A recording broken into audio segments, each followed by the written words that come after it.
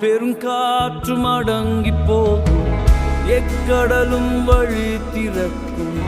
உங்க நாமம் உயர்த்தும் போது கண்மலையும் கரைந்து போகும். பெருங்காற்றும் அடங்கி போகும், எக்கடலும் வழி திறக்கும்.